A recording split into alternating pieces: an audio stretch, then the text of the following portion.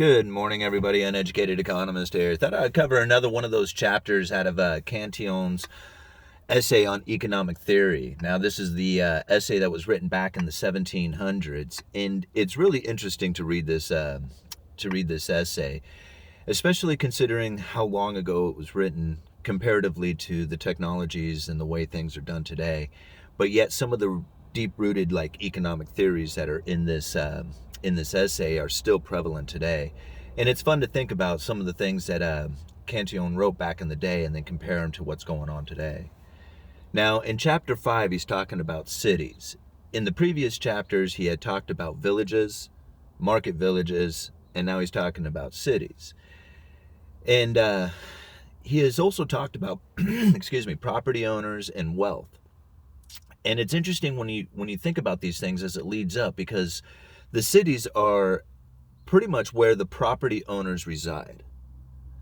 And in these cities are all the things that the property owner would want, like all the conveniences, all the food, all the enjoyments and pleasures that the property owners would want for their lives. I mean, you don't want to go and just sit in misery. You go and enjoy yourselves. And when you're in the city, that's where all the conveniences are.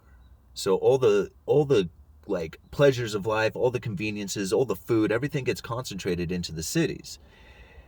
And not only, but the wealthiest property owners reside in the city. Now, the property owners who are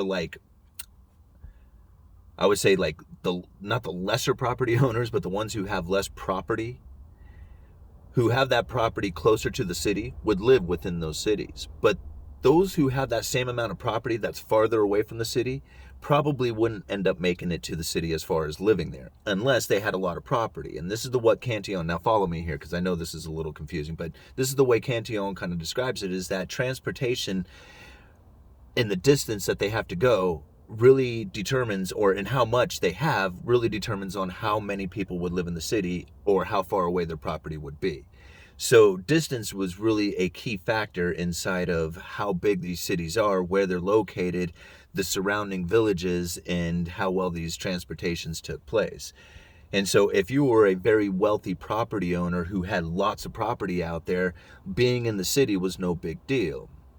But if you just had a little bit of property and it was far away from the city, living in the city was more difficult for you. You wouldn't be able to enjoy all those conveniences and pleasures because the transportation cost of everything that was involved as far as bringing your properties output to market, I guess, is the easiest way to explain it. So I think about today, how these cities are built, and not really built because they're just kind of just grow, right? I mean, you have small areas that just kind of get bigger and bigger. And I think about small areas that I remember as a kid driving past, and they seem so sparse, there wasn't really nothing around there. It was just farmlands. And now you drive through and it's just oh my gosh, I can't believe how many people are here. Santa Maria is one of them. I mean, 40 years ago, if you drove through Santa Maria, it was just farm. It was just, that's it. It was just farms. But now you drive through Santa Maria and it's just there's, I don't even know, hundreds of thousands of people there. I'm just I remember, I hadn't been there in a long time, and I'm wow, what a change, to see, how big these things have gotten. And of course, 40 years of population growth too, and especially in California, where that's, one of the most densest populations, in the country.